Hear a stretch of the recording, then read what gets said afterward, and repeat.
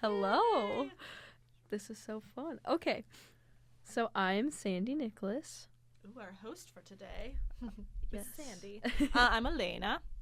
I'm Kennedy. And my name's Bailey. Alrighty. Well, here we go. So today's going to be very much interview leaned. I want to ask Bailey a few questions because he's our guest for today, and he knows a lot more than I do. But we're really going to talk about our 100 Footsteps group today, which you've heard in the last 2 episodes, but I really just wanted to dive into like what our purpose is here. And I wanted to start off just by talking about like some of the really cool things that we've done. So like some of our composition pieces, such as like the Desert Song, which I know Bailey wrote, and so I was gonna ask him a couple questions about that. So just Let's do it. what inspired that? What caused this? Where did this come from? What was your process? What were you thinking during this that was like, wow, this is so cool, like I'm gonna write this song and then we're gonna sing it? Right. So it started with because there's not much available repertoire for a group, and we have this one songbook that we're working through with the Barbecue Case music, and I was like, I could use it all up in like one semester, or I could try to sprinkle in our original compositions or something, to spread it out, add some variety and whatever. So I was trying to write a song every semester of some kind, and Desert Song was cool because we were doing an improv. I still have the original recording. Because almost at every rehearsal we would do an improvisation to start or something like that, and try to build off of them and scaffold it over time, get better. And we had this one recording of this really awesome melody, and we had a kind of an idea of a groove. So I just was like, okay, that melody's cool. If I just need to come up with like a groove that we can all learn in unison, and then come up with some kind of form, and we've done it. So I just listened to that recording on loop for like a month, just kind of simmering on it, kind of thinking about it, and I eventually put the groove onto paper, and that's kind of how it all starts for me anyway. It's just like, oh, that melody's cool, how can we expand it? And then we just kind of build on it. So I was shooting to write a song every semester anyway. Yeah, no, that's really cool. And Elena and Kennedy, did you guys learn that? We did. We weren't a part of the group when the original recording of that improv was made, but we joined the semester that Bailey was like, hey, I'm in the process of writing this down. Let's learn it as like a formatted song. And I remember particularly when we first started learning it, the groove was really difficult for me to learn. I think that might have just been in part because we weren't there when the original like stuff happened, but it was a really cool piece, and it was a little different from like the style of Barbatuques, and I thought that was a really cool refresher because a lot of what we did that first semester that Elena and I were there was Barbatuques based. Yeah, and I thought it was really, really cool because it definitely was different, the Barbatuques, but it still had a lot of those same elements. Mm-hmm. Yeah. And we didn't learn it from sheet music. No. I remember. No, we just learned it by rote. So we learned it by ear, and we had to retain it and practice it that way, which was hard because you're practicing and you're like, oh, what was that one little bit that I didn't, oh, wait, what was that? And then you just get so frustrated with yourself, and you, yeah, it was really, really cool song, though. I'm sad we never actually performed it anywhere. We didn't, did we? We did it at the brew house. Oh, that's right. It was just in Morgan. Yeah, we performed it once, and it was a small thing. So, but what is interesting about the rote learning thing is that, like, when we first started, these are college students who are in concert choir and orchestra and stuff. So they're like, what? Like, there's not a music stand. There's not sheet music. Give me something to look at. Yeah. So they've kind of like rejected that idea. Trust me, trust me. Because once you learn that song by rote, I don't know, it sticks with you in a different way. Mm-hmm. Yeah. Oh, for sure. And like, you know, being a part of the group, like a lot of what I learned was by rote. Like, I still can't read the sheet music for body percussion. And I think that's been beneficial to me because I'm not relying on something. And granted, like, yes, I'm not an instrumentalist. Like, I'm a vocalist, and I do look at notes on paper, so I'm not looking at, like, I am looking at rhythms. But I really like the idea of learning by rote because it teaches you to retain things instead of just relying on the thing in front of you, which is very difficult for a lot of people, including myself. But it's definitely, like, a really cool way of learning. Yeah, I wanna speak a little bit on kind of a route that Elena and I took with teaching. Kind of last semester, we decided to kind of give like a little crash course on here's how to read body percussion notation, and we taught everyone in the group. And we used sheet music for one of our pieces, which was Skamenko, and then this semester we decided to use sheet music for our current piece, which is Kerere. And also we're using sheet music for everything but AA, I believe. Yep. And I think one of my main things that I thought of that would be beneficial for this, I was like, oh, well, if everybody knows the notation, if everybody understands how it all looks on paper, this is going to accelerate the process of learning the song, because then everybody can do, like, they've got the materials with them anywhere they go. They can learn it independently, they can practice independently, and that kind of backfired because now it is so much more difficult, because not only are you having to learn the music, you're also having to go through a separate process of memorizing it and not being reliant on that sheet music. And I think that, at least for me, doing this whole process with teaching based off of the sheet music, I definitely, like, I saw the value in learning by rote beforehand, but I think I definitely see it more now. And honestly, just going off a little bit about that, and something I'm thinking about is culturally, like, people aren't really learning by sheet music for like folk songs and stuff. They're learning by rote. Like, it's something Absolutely. passed down through generations. So like like we're so privileged to have sheet music in front of us as musicians, but it's almost so human to not have it. Like, you're passing down something so raw, like in the way where it's by rote and not necessarily written down. And it's so cool that we have the opportunity to like transcribe stuff from like tribes and like things like that who are really getting into this. But the aspect of like learning from somebody who was taught by their mother and their mother was taught by their mother and like things like that, like it just keeps passing down. It's something that we're choosing to keep. Like, it's something we're choosing to keep in a cycle of community and with the people, which I just think is a really cool aspect about learning by rote that I don't think we really think about until rote isn't there in their sheet music. Yeah, and that kind of brought to mind when I first started like learning body music and getting ready to teach it. I was thinking about body music as like a language. Yes. Because it didn't make sense to me at all. Like, and I couldn't speak it. I couldn't improvise in the way I wanted to or the way I saw people online doing it. And so I started thinking about it like a language.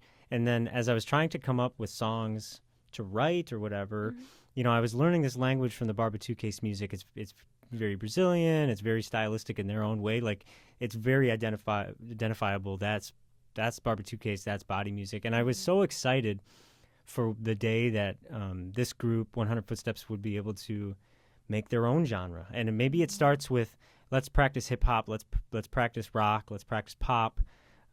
But one day they're going to come up with a genre that is uniquely theirs. And I'm so excited for that. So every song I write, I try to steal another genre, another style or something, just to kind of feed the flame. I don't know. Yeah, and honestly, I haven't been here that long, but I've even noticed that. Like, you've had your own compositions, and then Kennedy and Elena and you have started doing arrangements of things where you're taking already created music and you're adding body percussion to it. And we're going to get into like why our group is so important, but I think this really ties into that because it's so important that we are creating our own genre with this body percussion music, because that's how it's coming here. Like, we are a huge step in the process of introducing body music to America right now, and just to people in general. It's not a well-known thing. The first time I ever heard about this was when I joined 100 Footsteps. So, like, it's so important that we are working to create our own genre and working to incorporate it into music and, like, making it more contemporary and then, like, adding this aspect to it. Like, it's like in real time, looking at how the diaspora of it coming here and then getting incorporated like into life here. And like just think about like 100 years in the future, like if we kept this up and it's already starting to be put in commercials, like it's getting traction and it will be used in other places, and it's already shifting how music is now. And I think that's so cool, and I think that's partly why we're so important, which was another thing I wanted to talk about. And we mentioned this earlier, but we are one of the only groups in North America. There aren't a lot of us out there that do this at all.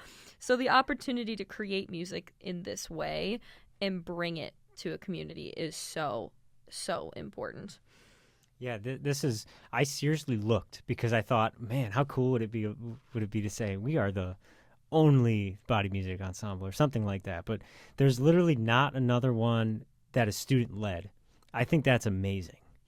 That's amazing. You know, these are students, and you have to deal with things that none of these other groups around the world do, which is constant turnover. So there's nobody's gonna be doing this for more than 4 or 5 years at max or less. And sometimes they only stay a semester. Every semester, new people come who've never done it before. So how do you get everybody to the same level? Mm-hmm. It's such a challenge. And I just think that's amazing. But like you said, I really researched and I found, Cross Pulse, and I think there's maybe one other group that I can't recall their name. But other than that, I don't know. It's big in Hungary. It's big in Brazil. But other than that, it's so small. And, like, we look at, like, other genres of music, like jazz, and we see how, obviously, everyone knows what jazz is now. But, like, when it first started, it was such a niche thing, like we are right now. So, like, this will become less niche, and I think that's really cool, because it'll become something that more people do. And this isn't to be, like, offensive, but, like, people listening to us for the first time are probably weirded out. They're probably like, excuse me, what are you doing right now? What is this? I know that one thing that commonly happens at our shows, because we perform on the a cappella concert with the rest of the a cappella groups at the university, because we're technically an a cappella group here on campus. During a lot of other people's sets, because, they're familiar with how, like, other, like, contemporary a cappella works, they'll cheer during the sets, like, they'll cheer during, like, a solo. When we get up there and we perform, they just kind of stare at us and like, oh my God, what are they doing? I've never seen something like this before. And it just like you said, we're so different and we're so niche right now. But I don't know. I guess I never really registered that, like, maybe it won't always be that way. Maybe it is going to be something that gets more widespread, and that also makes me really excited. And I think that's really, really cool. Yeah, because if you think about it, like, right now, this is something so new, and new scares people. It scared me when I first joined. I was like, what is this? What did I just get myself into? And, like, don't get me wrong, I'm so happy I did this. Like, this is so wonderful. It's such a cool opportunity. But, like, everything had to start somewhere, and it's partly starting with us. And that's why we're so important, because it really is. We're one of the originating factors of this type of music. And I think that's such a cool thing to be able to say that we've done as a group, and then to be like, hey, we're really pushing this forward. For example, we're working in the community to expose the community and where we are to this type of music. So, like, we worked with the Dance Education Center and the YMCA and the Stevens Point Children's Museum, and, like, yeah, it's directed towards kids right now, but if we direct it towards the kids who then think it's cool, and then they get older and they're like, oh, I miss doing that, I want to do that, and, like, now it's incorporating that into, like, our community and what we're raising into the world right now. So then it gets more traction and keeps going. And can I just say that, like, working with kids and, like, them watching us do something and their eyes just go big and they're like, and then they start doing it and they're like, what? I can do it. I can do it. When they actually get it, it is such a cool thing to see on their faces, and then they get excited about it. Makes me excited because I'm like, now they're going to keep doing it, and now it's going to spread. And that's been a common theme when we do these kind of things. I know that recently you just, you over our spring break, you went to your hometown back to, I think it was choir classes, and you gave just kind of like a little presentation on body percussion, and I think you said you taught them the first measure of Barba Papa's Groove. Yeah. I went in there and I first introduced them to like all the different body percussion sounds you could do, and I'm like, hey, great, you guys can stomp, you guys can clap, you guys can like hit your tummy and your chest, you guys can do body percussion. Like, that's all it is. You just have to do it in a different order. And just showing them that, and then there's going like, oh, that's it?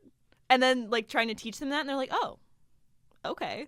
Because sometimes it takes a minute for it to click, but then once you get it and you're like, oh, that's it, that's it, I can do it.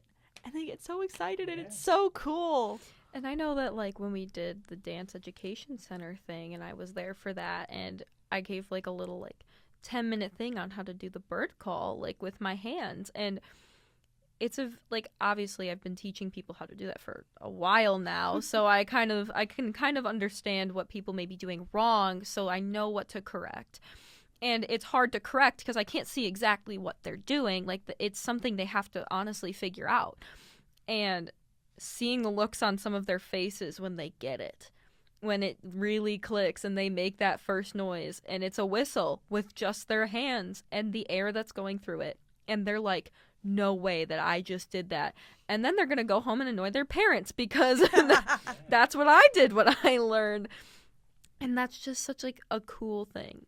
And then one more thing, something Elena said earlier about like, oh, it spreads. I remember you guys coming into choir and me being like, what are you guys doing? And you teaching me like a little bit of it, and not much, but like it's so interesting to like look at and then be like, wow, I want to be able to do that. And even if they don't continue with a group, it's now a seed in their brain. And that's so cool that we can do that with what our music is. I think that look on the kid's face and that wonder and that like excitement, I think that's what everybody truly feels. And it's just like, because it's amazing, it's totally amazing. And then it's just suppressed by this cultural like, that's weird. And I bet everybody else here thinks it's weird, so I'm not going to like freak out about how cool that is. That's what I always thought when they're looking at us on stage when we're performing at the concerts, is they're like, the eyes are bug-eyed, and they're like, they're interested, but they don't know what to think. No one told them how to feel. Yeah, nobody told them how to feel. And the more we do it, the more they will. But I think I wanted to mention this. It kind of takes a darker turn, and some backstory about what makes this group important. Yeah. And it's more about the Barba 2 case. So, of course, late 1990s, Barba starts this music school, and he starts doing body percussion with just some community members or maybe some high schoolers, maybe some kids after school. And that grows and grows into the Barba 2 case, and they compose their own music, obviously, blah, blah, blah. Fernando Barba in 2017, 2018 gets sick with cancer, and he declines, and eventually he gets brain surgery, and he can no longer perform these rhythms. So he's going to survive, but he can walk poorly, he can talk very poorly, and he has no rhythm. And this is a man whose value and the way he sees the world is through music. And he has to embody music, and he plays the flute, and he can't do any of this stuff. He is not matching pitch the same way. So this destroys his value of himself anyway. And he learns to live again. And he does different things, and he adopts different lifestyles to try to cope and stuff, but nothing really works. And he tries to participate in the Barba 2 case music, but it doesn't totally work. And there had been talks with Carlos to make the songbook, and he was kind of arranging some stuff, but it was nothing ready to be published. And then in 2021, Barba decides very intentionally to take his own life. He thought in advance, and he left a note, and it was a really real tragedy, but his family and friends, his sister Renata writes about it in the memoir and stuff, and they've come to accept that and respect that decision that he made. But in that last letter that he wrote, which you can read in the memoir, he writes to Carlos, publish the songbook. The world has to see this music. they have to know this music because he spent his life on it and he sees the value for real, you know? So when this random college in this random town in this random state of Wisconsin picks it up, yes, and we pick up the book and we start learning from it. It's not just it's just some people hitting their body in rhythm. Like it has real profound meaning for that story, and we stumbled upon it. You know, I just I think that has real value. There's purpose. It's so purposeful in what we do, and honestly, as musicians, we do this, not body percussion, but we create music every single day. And I think something that we lose is our sight of why we do it and how important it is, not only to us, but to what we're giving others. Like, and that's why, like, I'm going into music therapy. I think it's so important for music to be applied to people who are struggling. It uses a different part of the brain entirely.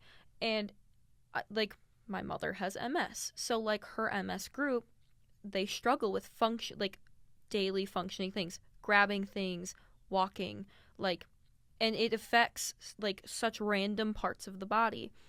And one of the things that the lady was talking to me about, who wants me to come and work with them, is she's like, music is so different in the fact that some of these people can speak again when they sing.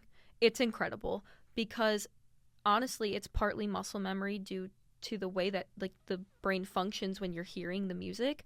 Their body follows that, and when their body follows the muscle memory and hearing of that, their mouth does. And then when they can feel how their mouth is supposed to work, they can learn how to speak again, and they learn an entirely new function that they had before and then they lost.